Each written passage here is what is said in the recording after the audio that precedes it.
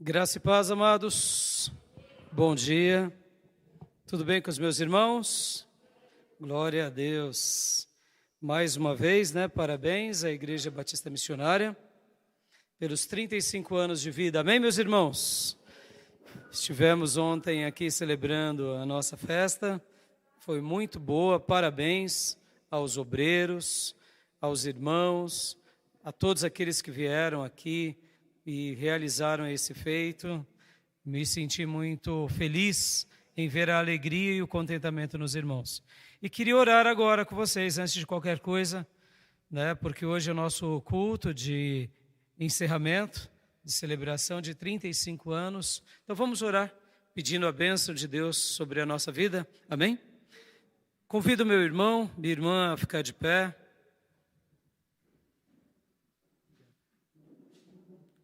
Vamos fazer esse clamor, e quero de antemão já até agradecer a cada irmão que está aqui conosco, cultuando a Deus hoje, aos nossos irmãos que estão conosco nas redes sociais. Você é muito bem-vindo, e quero lembrar que a igreja só existe por causa de cada um de nós. A igreja só existe por causa de cada uma das nossas famílias. Sem a nossa vida e sem a nossa família, a igreja local aqui não existiria. Então vamos agradecer a Deus, e vamos nessa oração pedir: Senhor, me ajuda a entender os teus planos, me ajuda a entender os teus propósitos, porque, irmãos, a igreja não é um clube. Muitas pessoas acham que a igreja é um clube, outras pessoas acham que a igreja é um lugar para fazer negócios. Outras pessoas acham que a igreja é um lugar ali para a gente sentir uma energia boa. A igreja é a casa de Deus. É o corpo de Jesus na terra. É o lugar onde o reino de Deus se manifesta nesse mundo, passando em primeiro lugar pela nossa vida e depois pela família.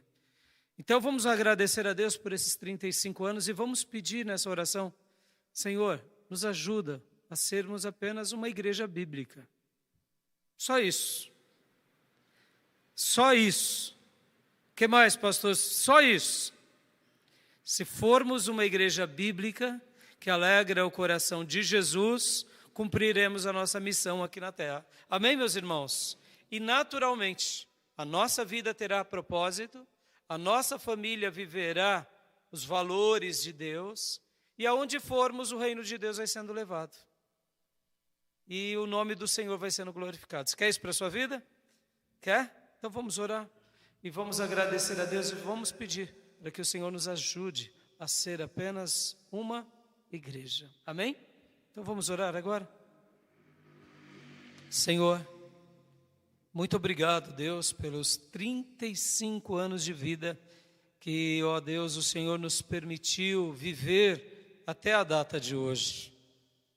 Ó Deus, nós te glorificamos, nós te exaltamos, nós te bendizemos por todos os feitos que o Senhor realizou entre nós. Obrigado, Pai, obrigado. Obrigado, Pai, porque o Senhor nos deu essa oportunidade. Eu sei que para muitos essa oportunidade não é nada, ou é algo muito pequeno e insignificante, porque eles não entenderam o que é realmente ser parte de uma igreja de Jesus nessa terra. Sabemos, ó Deus, o quanto o diabo se levanta contra a tua igreja, mas a tua promessa diz que as portas do inferno não prevalecerão contra ela. E te agradecemos porque até aqui o Senhor tem nos ajudado. Obrigado, Pai, obrigado. Continue fortalecendo os meus irmãos, as minhas irmãs. Continue, ó Deus, agraciando cada vida que, unidos ao Senhor, ao Teu Santo Espírito, representam essa igreja local, e que o Senhor, ó Deus, nos conceda ainda muitos outros anos longevos como igreja local, mas eu diria anos também repletos de frutos, ou seja, que sejamos frutíferos e realizados. E como eu disse há pouco, papai, que possamos ser apenas uma igreja. Ó Deus, muito obrigado por esse momento. Muito obrigado pelos 35 anos. Te agradecemos de todo o nosso coração e pedimos, Senhor, continue a nos ajudar a ser apenas uma igreja bíblica, uma igreja que viva a Tua palavra, simplesmente uma igreja. É assim, Pai, que eu te agradeço, eu te glorifico, eu te bendigo, em nome de Jesus. Amém. Vamos aplaudir ao Senhor, meus irmãos. Aleluia. Glória a Deus. Saia do seu lugar, dê um abraço bem apertado no irmão, na irmã. Celebre com ele. Parabenize-o. Parabéns agora, parabéns. Parabéns, Igreja Batista Missionária, ou como carinhosamente chamamos, Igreja Missionária. Que Deus continue abençoando a vida de cada um dos meus irmãos, irmãs, aqui na Missionária. Aos nossos irmãos que nos acompanham também pelas redes sociais e que pertencem a essa igreja, que Deus continue te abençoando grandemente. Aleluias. Glória a Deus. Aleluias. Deus seja louvado. Amém, meus irmãos? É isso aí. Podem se assentar, meus irmãos. Ser simplesmente uma igreja. Tivemos ontem aqui o nosso momento tão especial, tão especial. Sentimos falta de alguns irmãos e irmãs, mas celebramos de todo o nosso coração.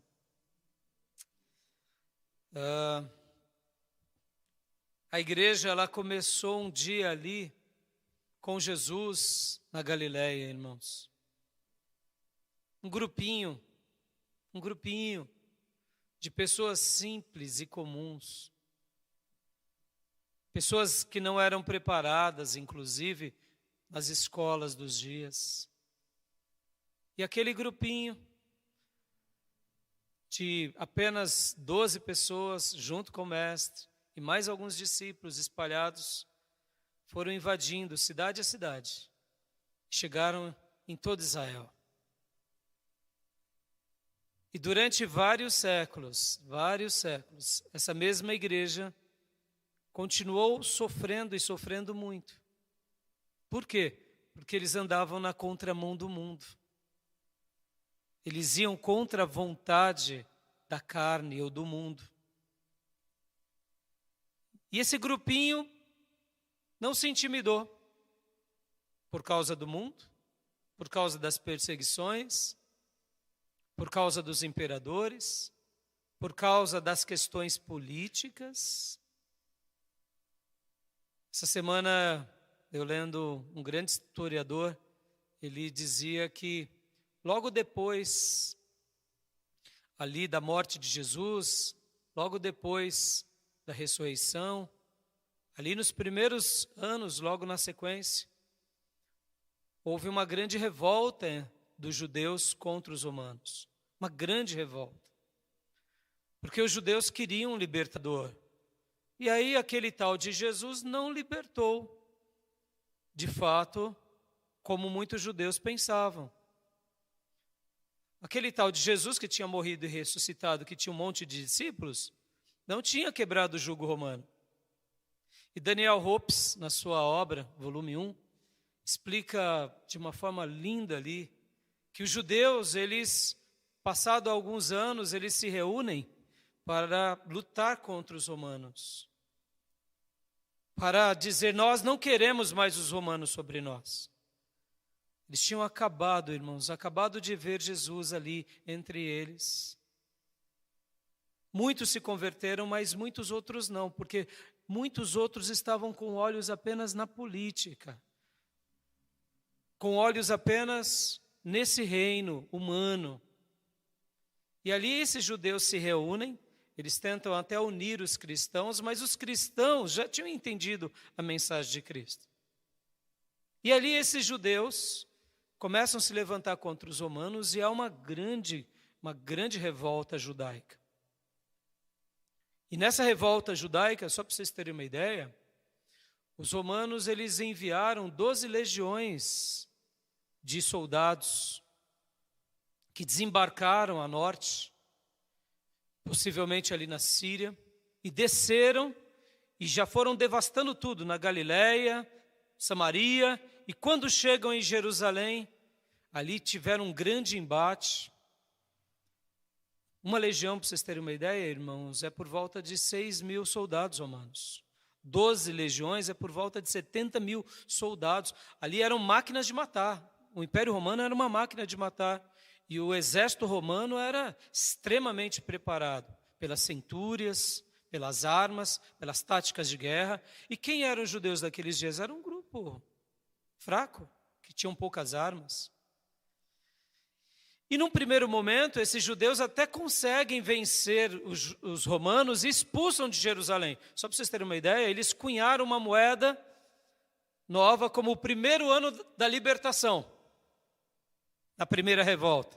Aí vem essas legiões, e agora tentam de novo retomar Jerusalém e Israel. E acontece um episódio muito curioso, porque no primeiro momento eles vencem, as legiões estão vencendo, mas ali em Jerusalém, como é muralhas, morrem-se por volta de 11.000 soldados romanos. Eles recuam, os romanos eram estratégicos, vêm mais soldados, e aí quando vem o general Tito, é o famoso general Tito que destrói Jerusalém. Aí quando eles vêm, meus irmãos, agora passam-se mais por volta de 2 anos, Nero morre, e aí o general Tito, então, agora, debaixo das ordens de Vespasiano, se não me falha a memória, ele contra-ataca com armas, com armamentos e destrói Jerusalém, destrói o templo, destrói os palácios, arruína com tudo, e aí onde entra aquilo que nós conhecemos, que o templo foi destruído no ano 70. E aí, por que eu estou contando essa história toda? Porque esse grupo perseguido, que já tinha sido perseguido com Jesus, ele vai avante. Ele entendeu a mensagem do reino. Ele continuou proclamando o reino, falando das boas novas. Antes desses acontecimentos, os líderes religiosos ali em Israel, Herodes, por exemplo, começaram a fazer perseguições aos cristãos. Os cristãos foram se espalhando. Chegaram na Síria, chegaram no Egito, chegaram em Roma. Olha que coisa linda. O evangelho chega em Roma e os apóstolos ainda não tinham ido para Roma. Quando a gente ouve que foi Pedro quem funda a igreja de Roma, não, meus irmãos. Não foi Pedro nem Paulo, tá bom? Quem fundou a igreja de Roma foram cristãos, que por causa das perseguições foram se espalhando. E olha que coisa mais linda, aonde chegava um grupo de cristãos, ali eles anunciavam o reino de Deus.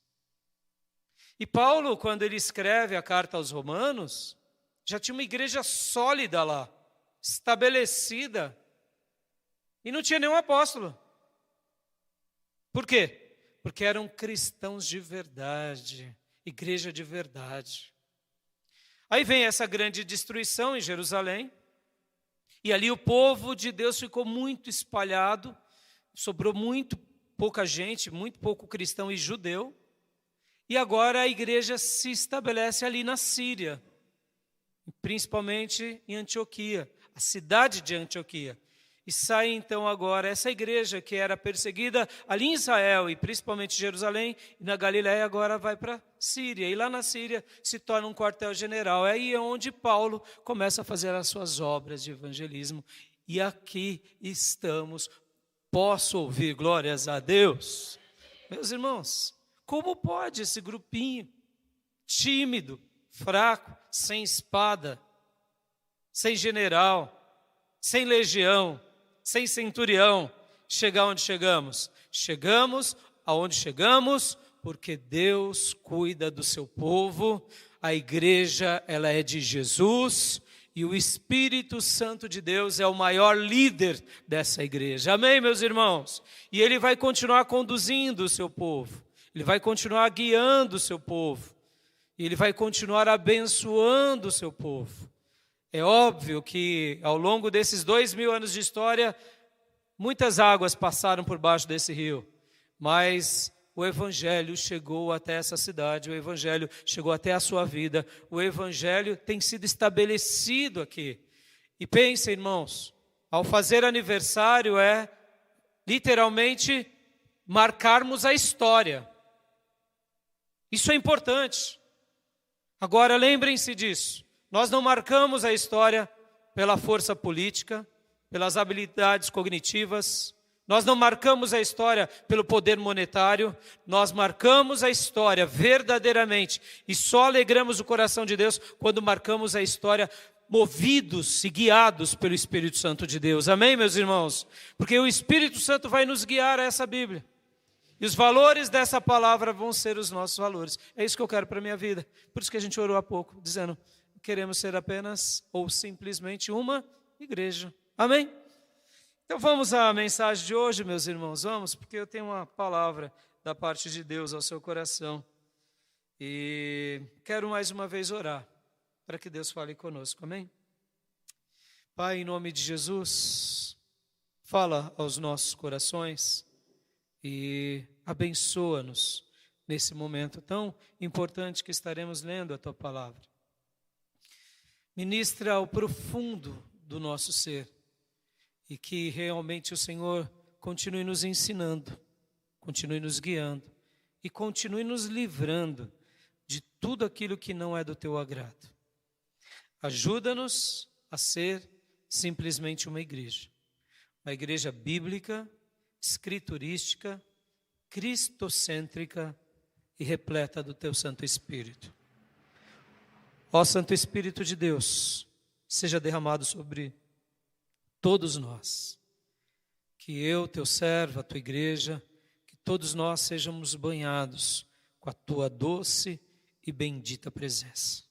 Fala conosco e nos abençoe grandemente, em nome de Jesus. Amém. Amém. Eu ouvi uma história uma vez, uma daquelas histórias que marcam o nosso coração. Eu me lembro de um pastor de uma igreja, que tinham várias outras igrejas debaixo ali dele, que ele cuidava, ele era o pastor presidente. E ele viajou então até uma região onde as suas igrejas estavam reunidas para celebrar ali uma grande festa. E esse pastor presidente, ele foi recepcionado por um pastor jovem que tinha alguns anos apenas de ministério. Então esse pastor jovem buscou o pastor presidente e buscou um outro pregador que contava essa história. E ali, enquanto eles se dirigiam até a igreja, o pastor jovem começava a dizer assim: esse ano eu fiz isso, esse ano eu fiz aquilo, lá na nossa igreja eu estou fazendo aquilo outro, enquanto ele dirigia. E ele ia contando as suas histórias, ia contando seus feitos. Pastor presidente quieto, só ouvindo. E ali o pastor jovem falando, não, porque eu tenho feito isso, eu tenho feito tal coisa, eu tenho batizado tantas pessoas e tal. E querendo ali chamar a atenção do pastor presidente, né? Porque afinal de contas era o pastor presidente que cuidava de várias igrejas no Brasil e estava sendo, estava indo até aquela comunidade ou aqueles grupos. Então o pastor jovem ali todo afobado, querendo mostrar as suas obras e querendo mostrar os seus feitos. E o pastor presidente só ouvindo. E num dado momento o pastor presidente disse assim: filho, deixa eu ver suas mãos. Deixa eu ver suas mãos.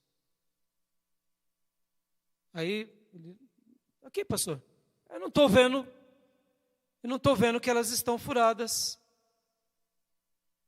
Suas mãos não estão furadas. E aí o pastor jovem ficou assim, O irmão está contando tantas coisas, né? Como se o irmão fosse o Redentor. É você quem faz, é você quem cuida, é você quem pastoreia, é você, e por causa de você que a igreja está de pé. Mas eu não estou notando que as suas mãos, elas estão que nem a minha, elas não estão furadas, né? Aí aquele jovem pastor, ao ouvir isso, entendeu o recado. Deixa eu te perguntar, olhe para as suas mãos agora, por favor. Os irmãos presentes, os irmãos em casa. Para as duas mãos. Elas estão como? Elas estão cravejadas? Guarda essa história. Guarda essa história que a gente vai voltar a ela no final. Quantas são as vezes que a gente está fazendo a obra de Deus como se nós fôssemos a última bolacha do pacote divino, a última cocada do tacho. Sem mim, ninguém pode nada, a igreja não está de pé.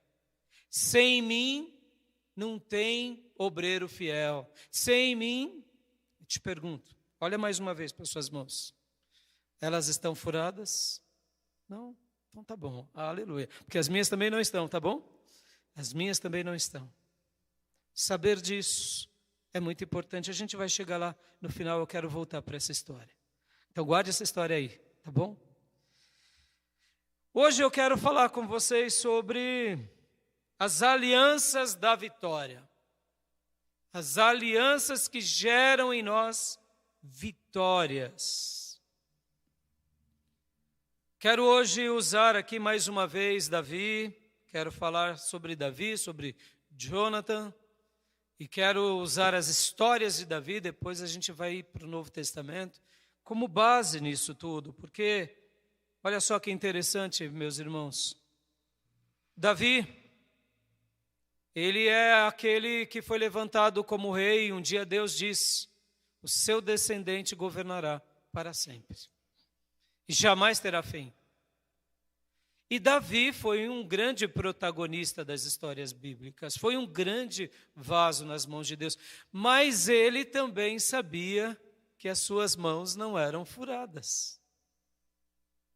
Ele era alguém especial, ele sabia que era alguém especial, ele se colocava à disposição para tudo que Deus quisesse. Davi não tinha reserva, ele não era vaidoso, ele não fazia só o que ele pensava, ele não fazia só o que ele queria, ele se colocava à mercê de Deus, mas ele também sabia do lugar dele, que ele estava ali de passagem. Porque quando o próprio profeta Natan vai a ele e diz, você pode reerguer o templo, porque o seu descendente vai reinar ali para sempre. Ele sabia que não era ele, e que não era simplesmente a virtude dele, mas que era a promessa de Deus na vida dele. Davi, ele demonstra para nós alguém que faz entender a fé, mesmo antes de conhecer aquele que tinha mãos furadas. E uma das coisas que me chama muito a atenção em Davi, é como disse o grande psicanalista Augusto Cury, ele fala algo lindo demais. Ele fala que nós podemos transferir o capital das nossas experiências, que é uma riqueza que a gente tem. E muitas vezes a gente fica só sem transferir esse capital das experiências da nossa vida. Dr. Augusto Cury, ele mostra que todos nós temos experiências lindíssimas, ora boas e ora ruins, que a gente pode ensinar outros a como melhorar a vida. E Davi é essa pessoa que marcou a história do povo de Deus no Velho Testamento. O capital das experiências de Davi foram memoráveis, foram e são memoriais. A vida, a obra, a maneira em que ele se coloca, a maneira em que ele reage. E podem ver que Davi ele não era ele não era egoísta. Irmãos, deixa eu até abrir um parênteses aqui, olha. Se eu quero ser uma igreja de verdade, eu não posso ser egoísta. Eu não posso ter uma vida egoísta. O egoísmo não combina com uma igreja de Jesus. O egoísmo não combina com uma fé bíblica. Porque quem busca os seus próprios interesses tem espaço para a vida. Você tem que buscar os seus próprios interesses e eu. Mas quando falamos sobre igreja, não é o ambiente que buscamos nossos próprios interesses. E quem deseja viver uma vida cristã saudável, mas só pensa nos seus quindins, nos seus apetites, nas suas coisinhas, vai naufragar. E se alguém quer fazer ministério buscando seus próprios interesses, ele já recebe do Espírito Santo data de validade. Ou seja, em menos de 6 meses vai naufragar. Ou quem sabe, uma data de validade um pouquinho mais longa, que nem das latas, 2 anos, 3 anos, sabe? Mas vai chegar no final. Você não vai ter um ministério longevo.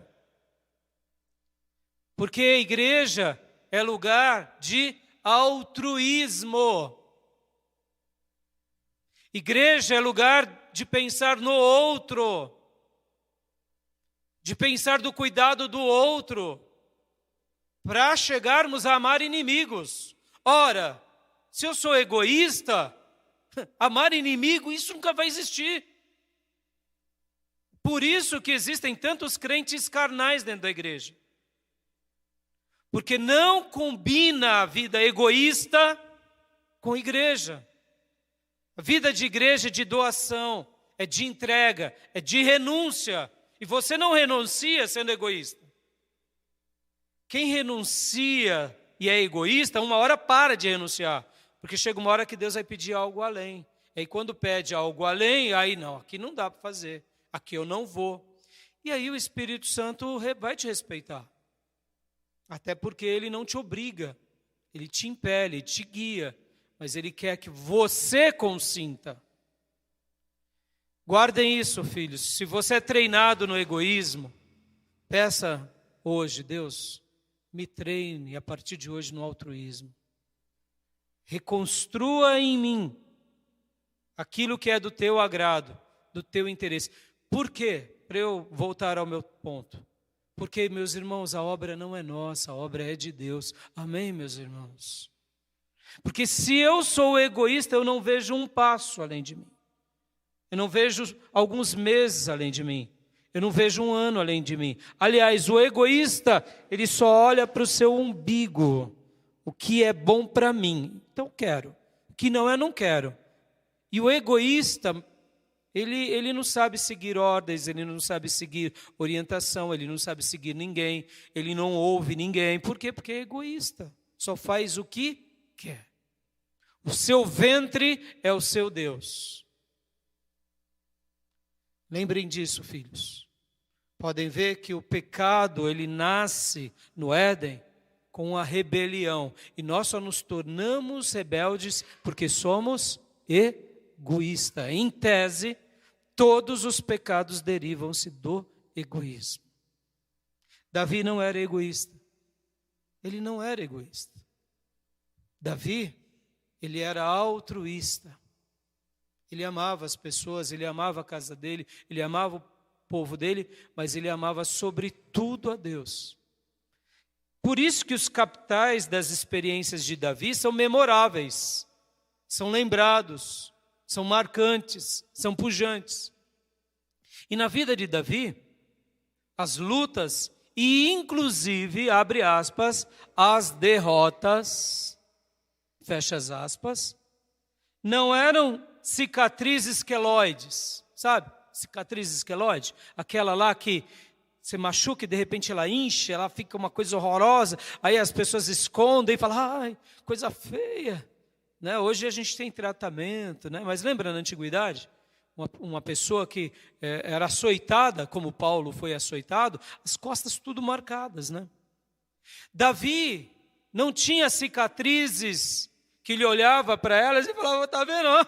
Deus, olha aqui, ó. Olha aqui, Deus. Eu estou no teu reino. Olha o que está acontecendo comigo. Para Davi, essas cicatrizes não o enfeiaram, não o adoeceram. Deixa eu te perguntar aqui, meus irmãos, as cicatrizes que Deus tem nos permitido ter e passar, tem te matado? Tem te adoecido? Então vamos aprender com Davi. Porque Davi não, eu posso dizer que as cicatrizes de Davi, ele olhava e ele falava assim, essa daqui foi quando eu fugia de Saul. Foi difícil, porque ele quase me mata. Mas essa cicatriz, ela é linda demais. Ela é linda demais. Por quê? Porque eu venci aquela batalha. Aleluia. Ou seja, as cicatrizes na vida de Davi eram marcas das lembranças dos feitos de Deus.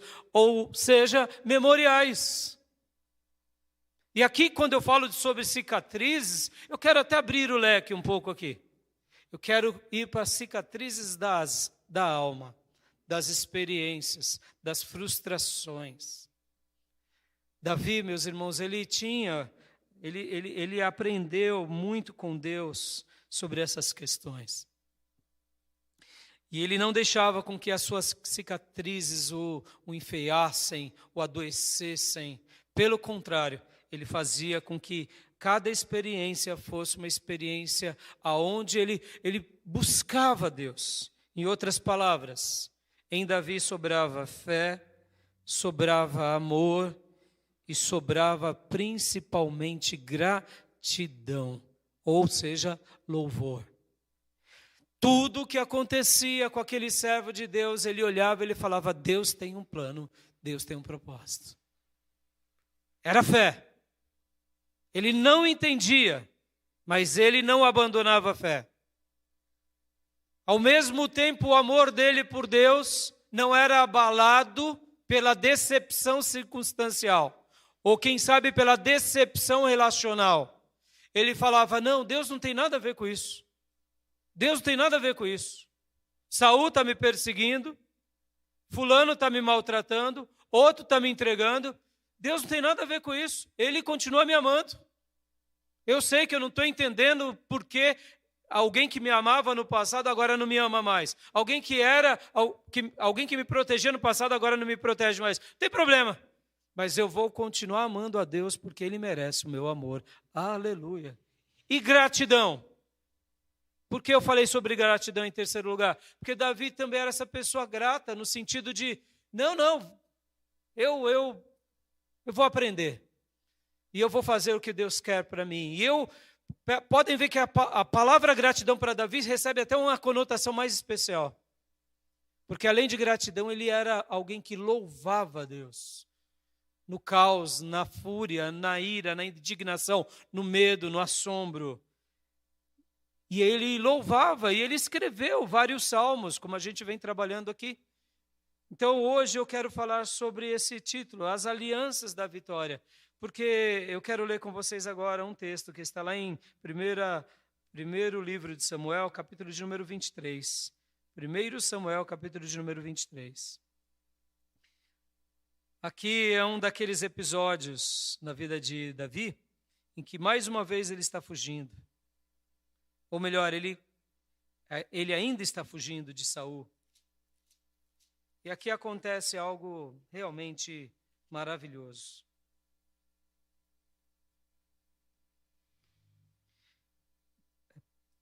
Primeiro livro de Samuel, capítulo de número 23, versículo de número 15 ao 18. Versículo 15 ao 18. Estarei lendo aqui na NVI. Esse texto é maravilhoso. Mais um daqueles textos em que a gente fala, Senhor, como o Senhor é bom. Como o Senhor é bom para com esse servo teu. Todos acharam?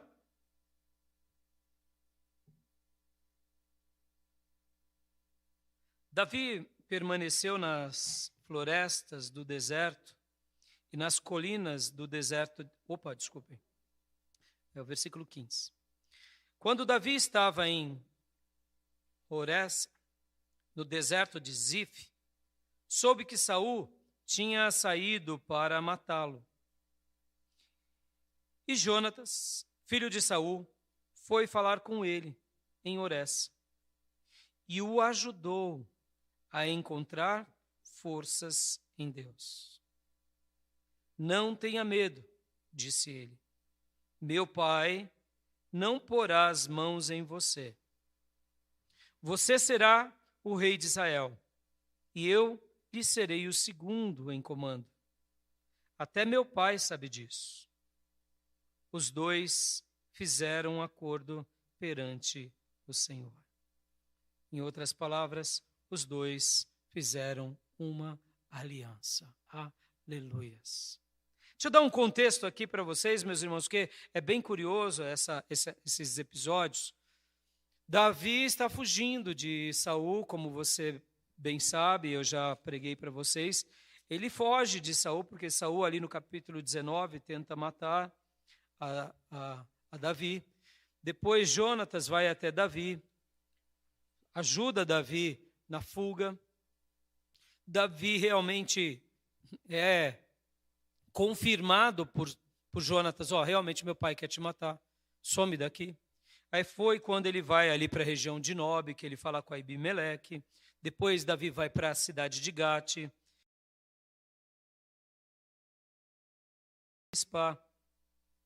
E aí é aquele episódio que, inclusive, falei semana passada sobre quando Saul vai até Nob e mata os sacerdotes a mando de Doeg. E aí Davi pega aquela espada e Davi continua fugindo, de Saul. Nesse episódio aqui, Deus manda Davi voltar para as regiões de Judá. E agora Davi, orando a Deus, vai até uma cidade que é ali em Keila, para defender o próprio povo de Deus. Ou seja, lembrem que há pouco eu disse que a vida de um filho de Deus não combina com o egoísmo. Ora, Saul, o rei de Israel, está perseguindo Davi, Davi fugindo por um lado para o outro. Agora Davi fica sabendo que a cidade de Keila estava sendo atacada pelos filisteus, e Davi ora ao Senhor: Senhor, o que o Senhor quer que eu faça? E Deus diz: vai lá defender Keila. Não tem sentido, né? Você está fugindo do rei. Tudo bem que agora Davi tinha por volta de 600 soldados, mas não tem sentido. O rei que está querendo matar Davi, o rei de Israel, o rei da nação, o rei das 12 tribos, Davi vai defender um povo? Pois é, ele vai para essa cidade de Keila, ele consulta Deus, Deus livra de fato a cidade pelas mãos de Davi. E agora Saul fica sabendo que Davi está lá na cidade de Keila. Aí que entra as coisas, e é aqui que entra o mistério. E agora Davi está nessa cidade. Era uma cidade que tinha muralhas, tinha portas, ou seja, era muito fácil dele ser capturado. Era muito fácil de prenderem Davi e os seus homens. E Saul fica sabendo que agora Davi está lá. E Saul vai então com seus soldados até Davi. E em algum episódio, o filho de Saul, que é Jonatas, então vai até Davi e conversa com Davi. Lembra que eu falei que o reino de Deus é altruísta, não é egoísta? Percebam, irmãos, o filho do rei que está perseguindo Davi vai até ele e ele confia no filho do rei. E ali os dois conversam e os dois dialogam. E nesse diálogo que eu gostaria que você prestasse atenção nisso. E por que o título da minha mensagem eu quero trabalhar sobre isso hoje: as alianças da vitória, as alianças que nos fazem triunfar. Porque quando a gente fala assim, o reino de Davi, as conquistas de Davi, os valentes de Davi, tudo isso só aconteceu porque Deus colocou um homem chamado Jonathan na vida de Davi. Posso ouvir glórias a Deus, meus irmãos? Davi só conseguiu o que ele conseguiu Porque o filho do seu maior oponente foi aliado dele. Foi cúmplice dele. Foi alguém que ficou próximo a ele. E foi alguém que, inclusive, quando ele fugia, vai até ele e ainda diz palavras. E percebam no versículo 16: e o ajudou a encontrar forças em Deus. Vamos entender esse texto. Davi aqui estava abatido, meus irmãos. Que não estava sendo fácil fugir desse homem endemoniado, fugir dessa luta. Não estava sendo fácil perseverar na promessa do profeta, que o profeta tinha dito: você vai ser rei de Israel. E aí eu te pergunto, que tipo de reino era esse? Não era de uma baita cicatriz? E eu te pergunto, você queria um reino desse tipo para você? Em que tem uma promessa e você está fugindo para cá, fugindo para lá, foge para cá, vai para a cidade de Filisteu, vai para outro lugar. Pelo amor de Deus, que vida é essa? E aqui Davi estava desanimado porque as palavras sagradas estão dizendo que quem fortalece ele foi o filho do inimigo. Mas não era igual ao inimigo, esse filho. Pastor, mas por que Jonatas então não se rebelou contra o seu pai? É simples, meus irmãos, eles tinham clareza de papel. Quem ia trabalhar com Jonatas era Deus. Ou melhor, com Saul era Deus. Sabe aquela ideia? Meu pai está errado, o rei está errado, o problema é dele e Deus. Quantas são as vezes na nossa vida que a gente quer fazer as coisas na força do nosso braço? Vamos lá. Suas mãos estão furadas, filho. É aquele que tem mãos furadas que vai cuidar das almas de reis, de pastores. Jonatas fez o que ele podia. Deixa eu até ilustrar muito bem aqui para você entender. Jonatas seguia aquilo que um dia o profeta tinha dito.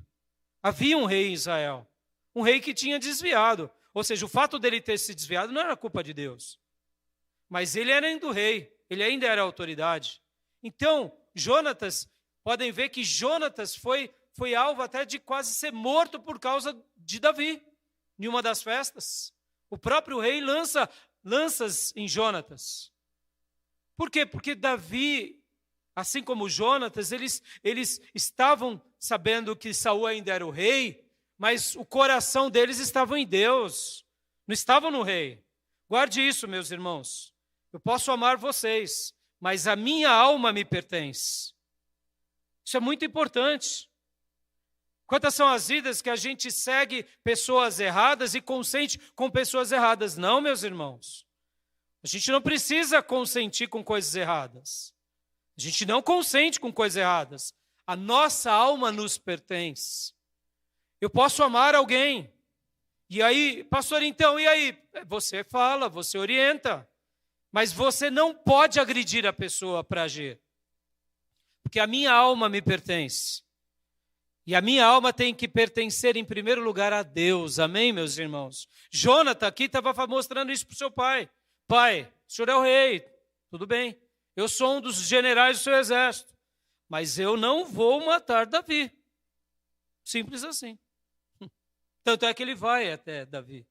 Ele poderia ter matado ou não poderia? Poderia. Mas ele sabia que matar Davi não era algo legítimo.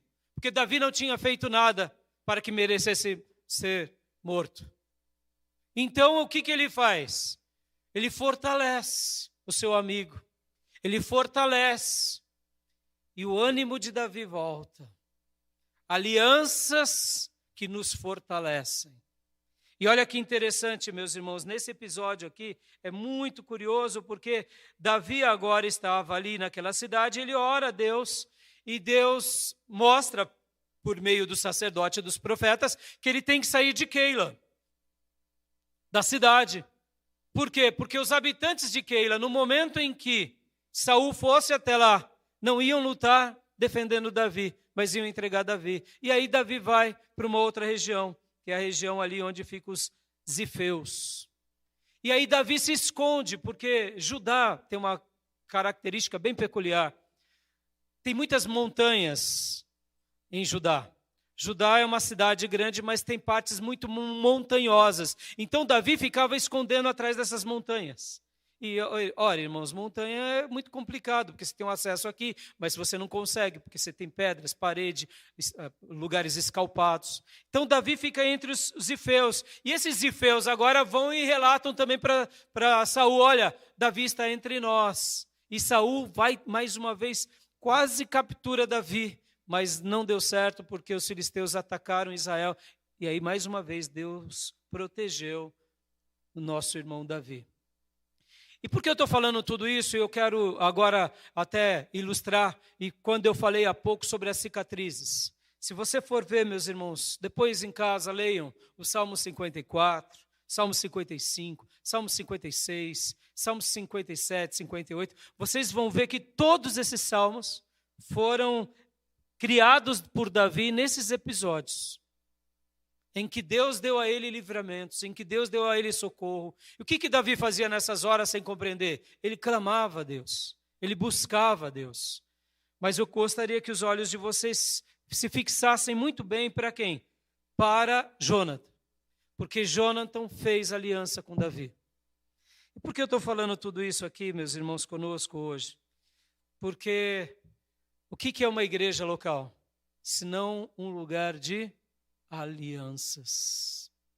Em primeiro lugar com Deus e aliança um com o outro. Ontem eu falava com o Moisés, o marido da Ariel.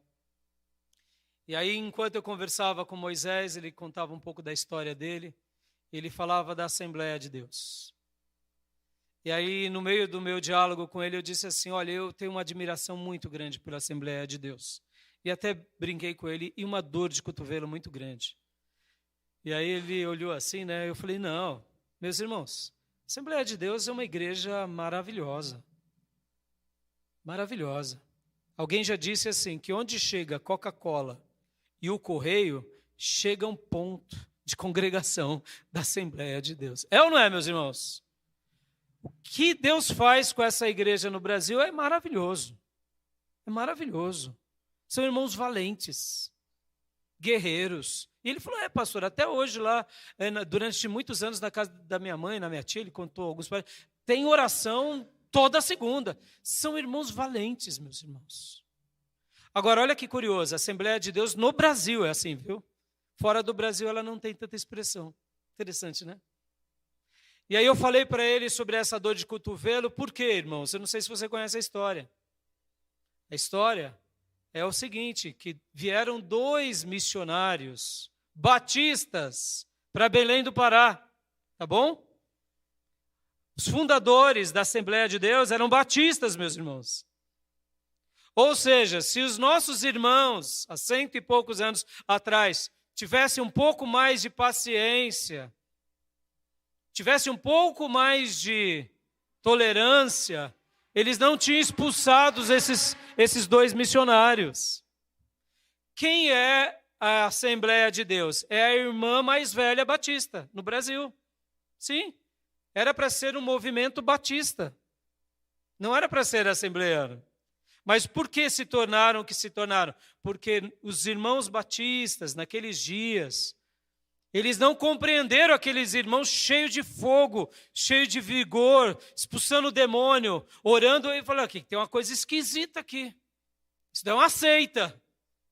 E ao invés deles serem mais pacientes, mais amáveis, eles já expulsaram. E esses irmãos, por outro lado, não se importaram. Continuaram fazendo a obra de Deus aonde? Lá em Belém do Pará. Porque a história é essa. Eram 2 missionários que oraram a Deus. Senhor, para onde nós iremos? E Deus falou, Pará. Pará. E aí, quando eles pegaram o mapa mundo, eles falaram, Pará. E aí eles foram, ou melhor, Belém. Belém do Pará. Se eu não me falha a memória, é uma dessas 2 palavras. E aí eles foram para lá.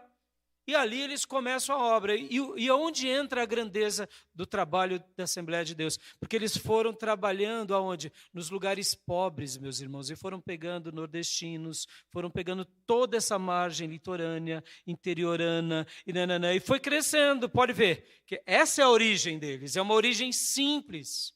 É uma origem que, num primeiro momento, é aquela piedade, é aquela vida de entrega total. E Deus foi fazendo obras e milagres e maravilhas, e o evangelho foi crescendo, e depois eles se formaram como essa grande igreja, a maior denominação brasileira.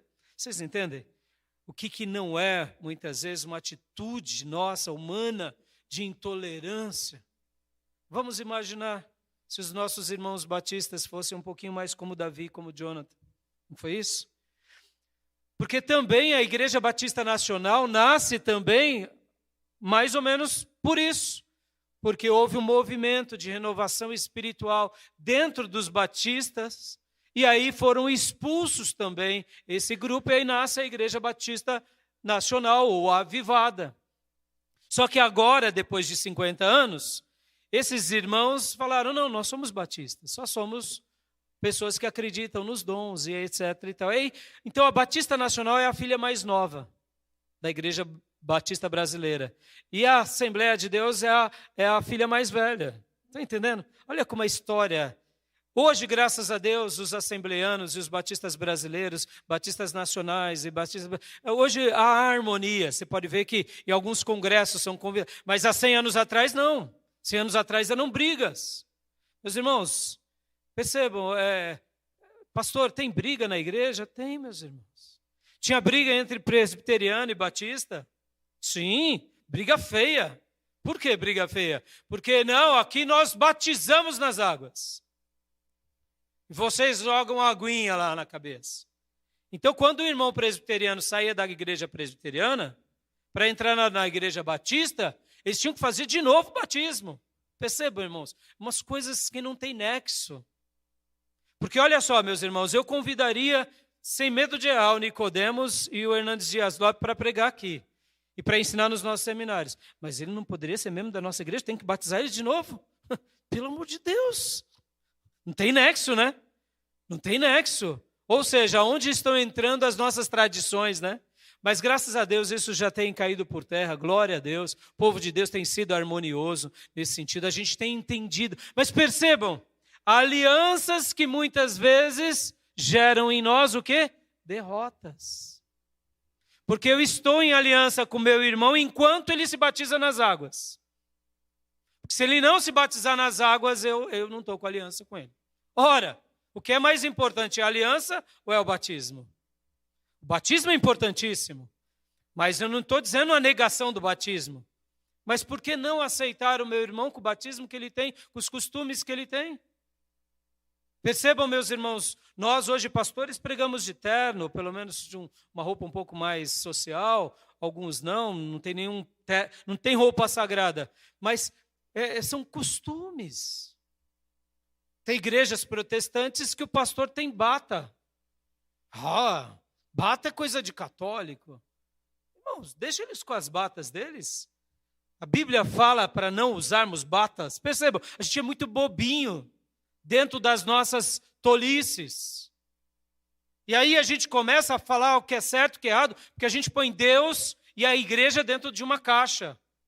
Alianças que não nos dão vitória, alianças que nos dão derrotas. O que Jonatas fez com Davi? Jonatas falou, Davi, eu não posso fazer muita coisa. Se eu fizer mais um pouco, eu te entrego para o rei. Então, fique tranquilo, você vai ser o rei de Israel. E olha, Davi, eu vou ser o segundo, não fique em paz. E eu fico imaginando essa cena, e ao lado de Davi, os soldados de Davi, e ao lado de Jonatas, os soldados de Jonas, e todo mundo vendo esse papo e não entendendo nada.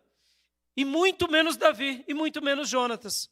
Mas lembra que eu falei que Davi era um homem de fé? Então, meus irmãos, o importante é a gente guardar a nossa fé em Deus e seguir a palavra, amém? É a gente continuar amando a Deus e amando o próximo, e a gente ser grato, meus irmãos, ser grato, ser grato. Davi demonstra essa gratidão, inclusive compondo louvores. Ó, meu irmão, quanta ingratidão no meio do povo de Deus. porque as coisas não acontecem como eu quero. Aí eu vou lá e desço a língua, retalho. Meus irmãos, quem não é grato murmura, guarde isso. E geralmente quem murmura fofoca, guarde isso. Quem é grato não fofoca, não murmura, antes adora. Davi era um homem que adorava. Leiam os Salmos. Ele ficava praguejando, maldito, endemoniado Saul. Não. Ele não entendia porque Saul tinha se tornado o que se tornou, fugia de Saul, mas ele continuava amando esse rei inimigo. Sim ou não? Porque por 2 vezes ele poderia ter matado Saul, e ele não matou. Vem cá, meus irmãos, se você pudesse dar um cala-boca em quem é contra você, você faria? Você tiraria dos lugares? Você está seguindo quem? Saul ou você está seguindo Davi? Como exemplos modelares. Deixa que Deus vai tratar com as pessoas, meus irmãos. Adore a Deus e no demais você descansa. Amém, meus irmãos? Não empreste a sua boca para nada que divida. O apóstolo Paulo disse que das nossas palavras, dos nossos lábios, devam sair apenas palavras que edificam. Amém, meus irmãos? Alianças. Segundo lugar, as alianças de Jonathan e Davi deram ânimo ao rei. Deram ânimo ao rei. Se una a pessoas que te deem inspiração, te deem ânimo. Porque não tem coisa pior do que aqueles que tentam acabar com você. Ou com os projetos da igreja. Deixa eu te ensinar mais uma coisa aqui, meus irmãos. Fuja do cinismo. Fuja do cinismo. O cinismo é uma praga que arranca a nossa esperança. Que a gente olha para o outro sempre com desdém. E aí, diante do outro, a gente sorri. Você ser cínico, irmãos, Deus abomina isso. Assim como Deus não gosta que a gente seja pessoas egoístas, o cinismo é uma praga. Você não concorda mais com fulano, respeita fulano. Meus irmãos, eu não preciso aqui, quantas vezes nesses últimos anos ou nessas décadas, eu não fico falando das igrejas. Meu compromisso aqui com vocês é pregar a palavra. Será que está faltando texto na Bíblia para a gente pregar? Tem muitas coisas que eu discordo de muitas igrejas. Citei há pouco da Assembleia de Deus, citei dos batistas tradicionais, citei dos presbiterianos. Se você me perguntar, é óbvio que tem coisas que eu não penso igual, mas eu os respeito, eu os tolero. E se eu não concordo ao ponto de não estar junto, deixe eles seguirem o caminho deles. Eu não posso tratá-los com cinismo, nem aqueles irmãos, nem outros. O cinismo é uma praga. O que é o ser cínico, irmãos? É você desejar outra coisa que você está demonstrando. Você ser cínico. Na igreja não é ambiente para isso. O cinismo também tem data de validade. Deus não permite com que cínicos perdurem no reino. Porque, irmãos, o apóstolo Paulo vai ser categórico, que a gente tem que fazer a obra de Deus com todo o nosso coração. Percebam, Saul era cínico. Saul era um hipócrita. Nas duas vezes que Davi pôde matá-lo e não o fez, ele chora. Oh, Davi, você é mais justo do que eu. Oh, Davi. Saul tinha um problema dentro dele. Davi olhava para Saul e falava, tudo bem, eu vou continuar te amando, sendo o que você é. E eu te pergunto, Deus deu chance para Saul ou não? Deu. Mas Saul aceitou as chances de Deus? Não. Os cínicos não aceitam as chances de Deus. Eles desprezam. Porque o cinismo também está no egoísmo. Deus não está fazendo o que eu quero. Mais uma vez, olhe para suas mãos. Elas estão furadas? Meu irmão, se elas não estão furadas, então não é você que vai dar a última palavra, nem eu. Alianças com aquele que nos geram ânimo. Davi não foi fazer aliança com o adversário, nem com Aques, nem com os zifeus que o entregaram, nem com Saul. Davi fez aliança com Jonatas. Por quê? Porque eles eram verdadeiros. Meus irmãos, alianças que geram ânimo, seja verdadeiro. Sim, sim e não, não. O que passa disso é procedência do maligno. Dentro do cinismo, olha aqui, meu irmão, deixa eu ser franco aqui. Não faça o que os outros querem. Seja honesto quando você não quiser algo. Mas também não viva uma vida de aparência. Porque tem pessoas que estão fazendo as coisas, inclusive a obra de Deus, mais ou menos como fazem os testemunhos de Jeová, sabe? Tem que sair para falar da sentinela, da despertar, porque senão eu não sou uma testemunha de Jeová, vai na marra.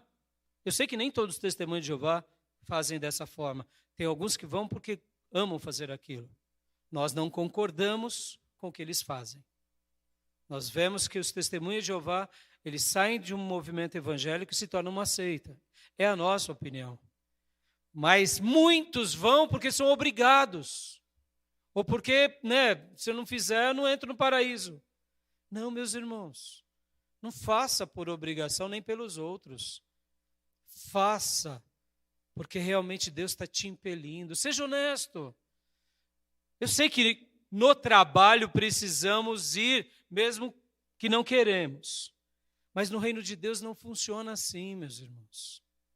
No reino de Deus só tem longevidade quando a gente faz com coração espontâneo, com coração verdadeiro, sem cinismo e sem querer mostrar para os outros.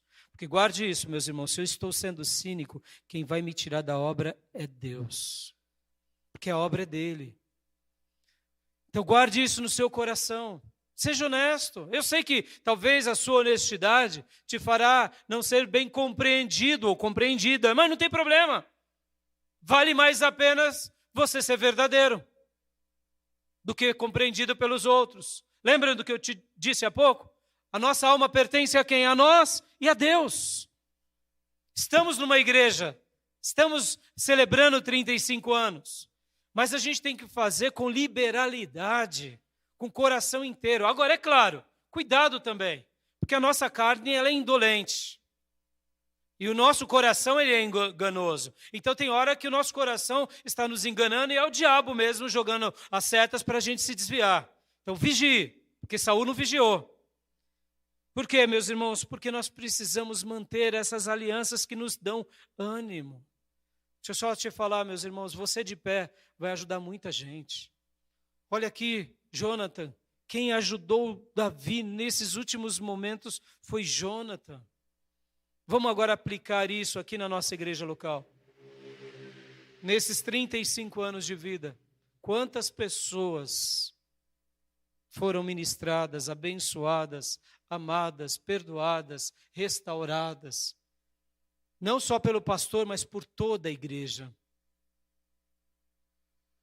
Quantas são as pessoas que testemunham, dizendo, pastor, eu entrei na igreja, recebi um abraço dos porteiros, ali já senti a presença de Deus. Um irmão veio orar por mim, foi uma visitação dos céus. O hino que o fulano tocou, cantou, percebam, a igreja é um lugar onde fazemos alianças, e essas alianças, quando são feitas da forma correta, com as motivações corretas, sem egoísmo, mas com altruísmo, com essa vida sem cinismo, mas com verdade, há um derramar de ânimo divino em nossos corações. Por quê? Porque é a casa do Pai.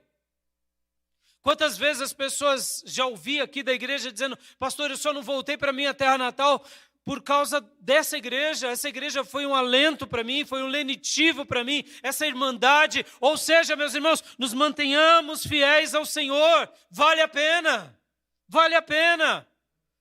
Teremos Saul? Sim. Teremos pessoas que não pensam como nós? Sim, é óbvio. Mas teremos muitos Jonatas, muitos Davis, que fortalecerão as nossas vidas em momentos de crises. Por quê? Porque tudo isso serão presentes de Deus para nós, serão capitais das experiências divinas entre nós. E essas cicatrizes não serão marcas que nos farão chorar de dor, mas serão lembranças da glória de Deus entre nós. Em terceiro e último lugar, vamos agora para aquela história da minha introdução.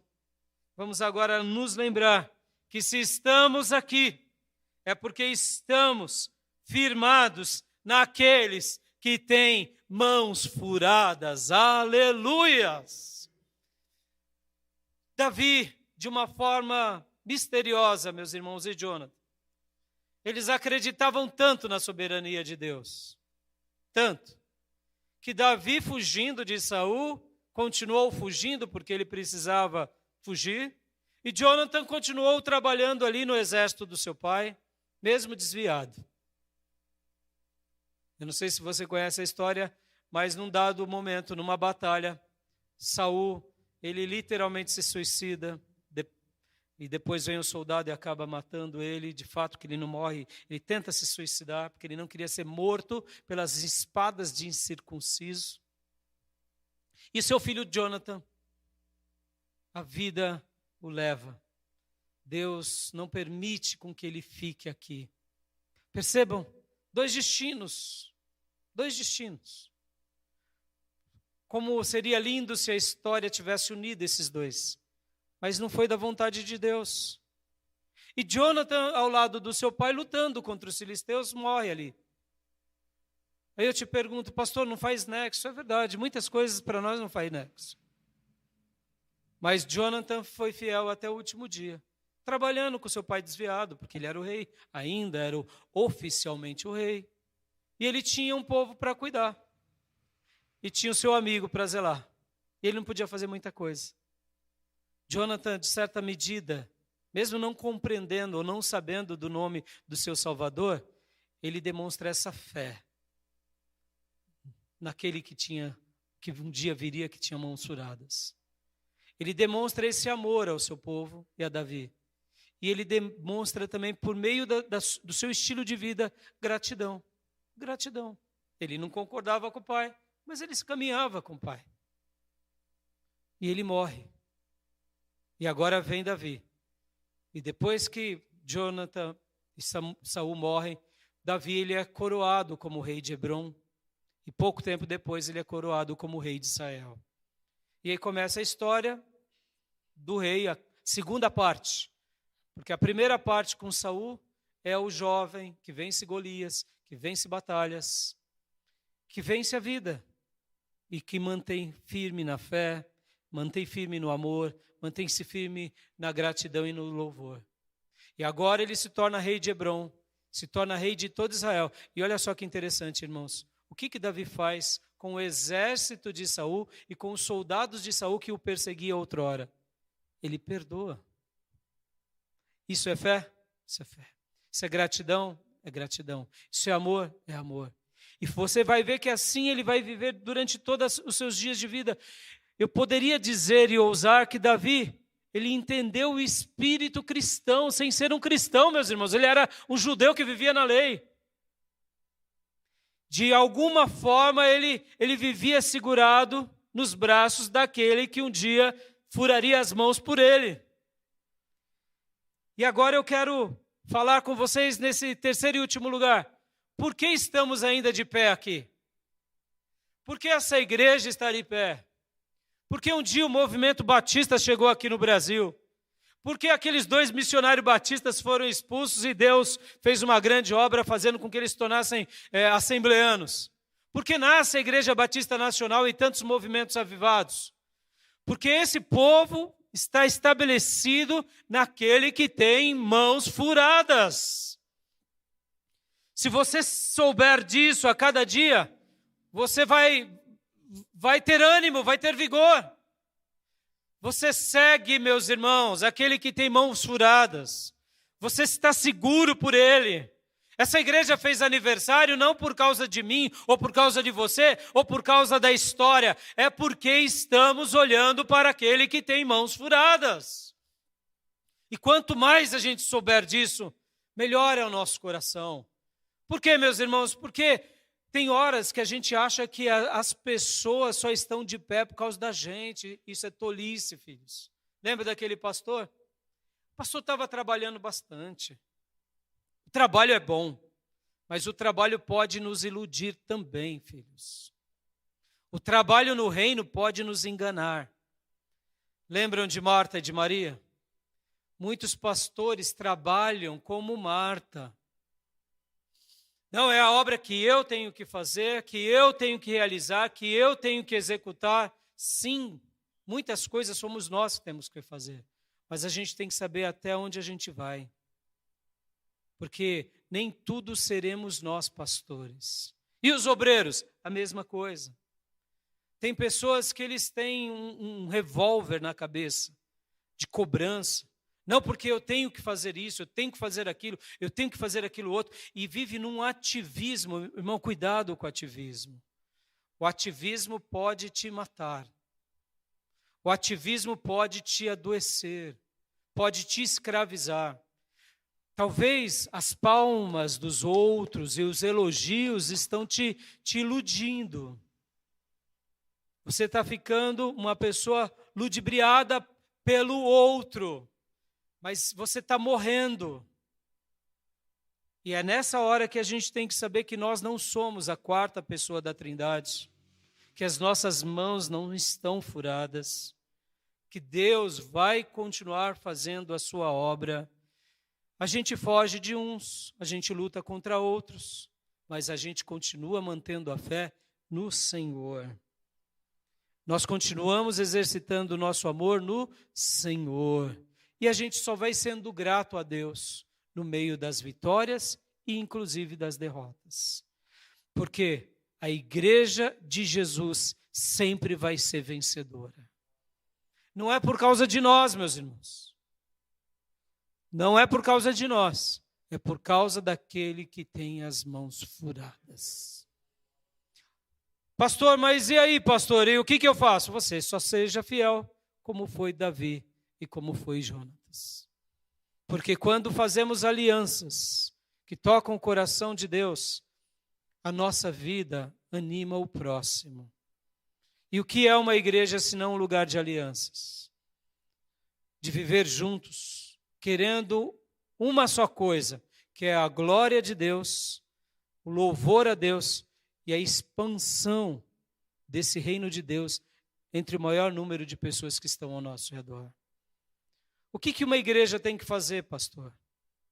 A igreja é o lugar para adorarmos a Deus. E o que mais? Mais nada. Porque muitas vezes a gente tem que encher os irmãos de trabalho, criando obras, fazendo... Porque muitas vezes a gente está achando que a gente tem a mão furada. A igreja não é o lugar de se fazer política, a igreja não é o lugar apenas de se fazer obras sociais, a igreja não é o lugar...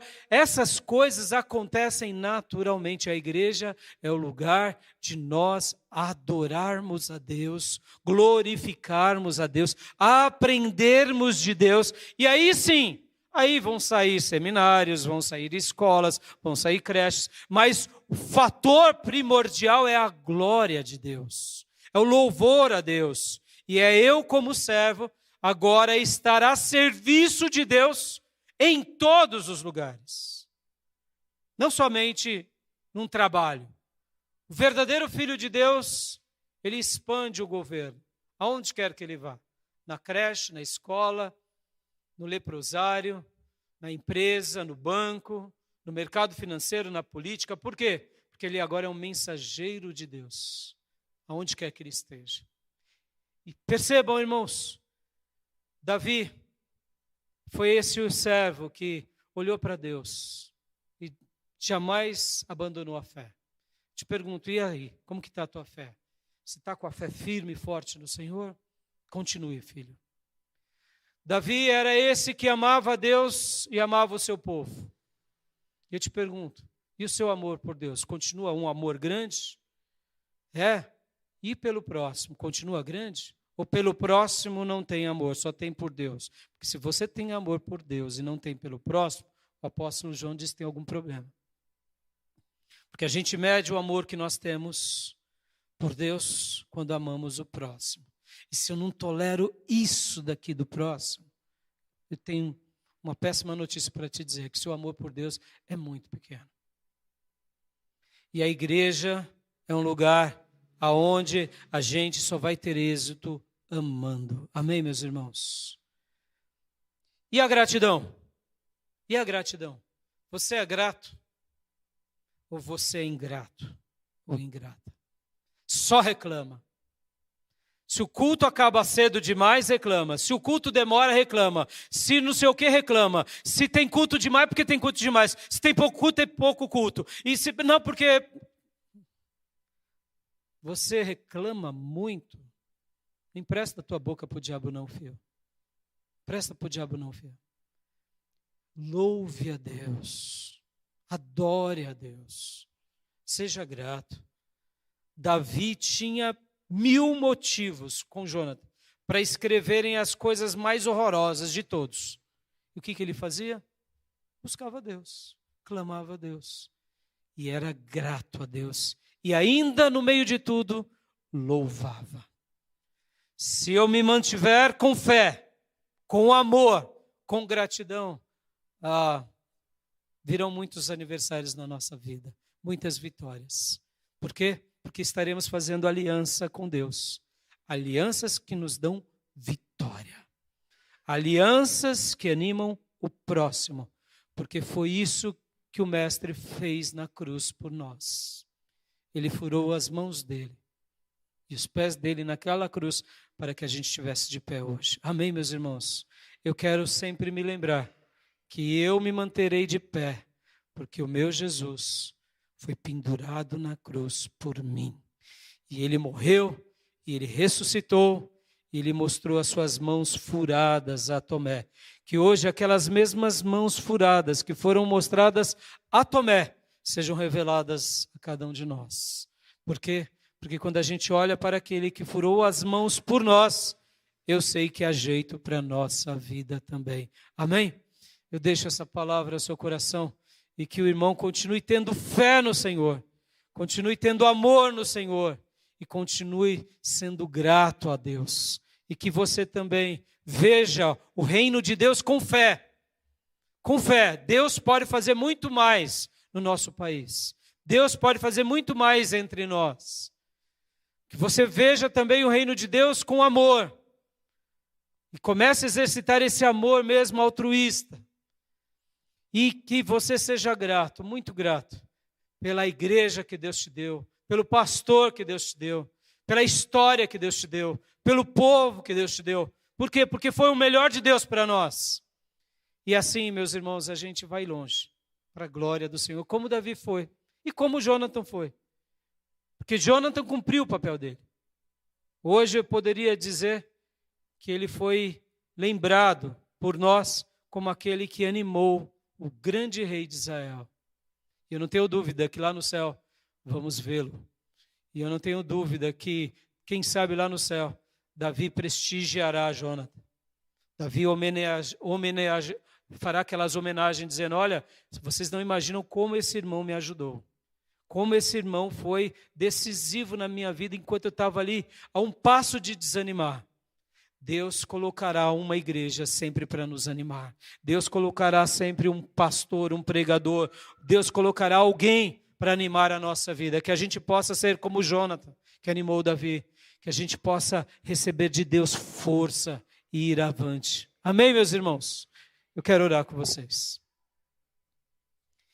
Pai, eu entrego essa palavra ao coração do teu povo. Muito obrigado, Senhor. Te agradeço de todo o meu coração. E que o Senhor continue derramando sobre nós ânimo, vigor, força, graça e, sobretudo, fé, amor e muita gratidão. Porque queremos te glorificar, queremos te exaltar, queremos te bendizer. Não só, Pai, pelas coisas boas, mas queremos te ver também nas coisas difíceis da nossa vida.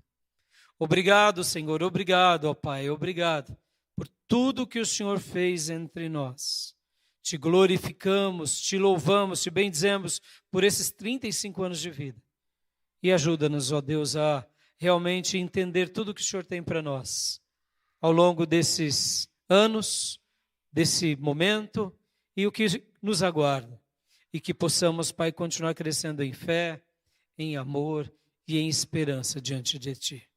Te louvamos e te bendizemos, ó Deus, pela vida de Davi, pela vida de Jonathan. E, ó Deus, que o Senhor continue nos fortalecendo, que o Senhor continue nos animando, que o Senhor continue nos amparando, porque queremos viver tudo que o Senhor separou para cada um de nós.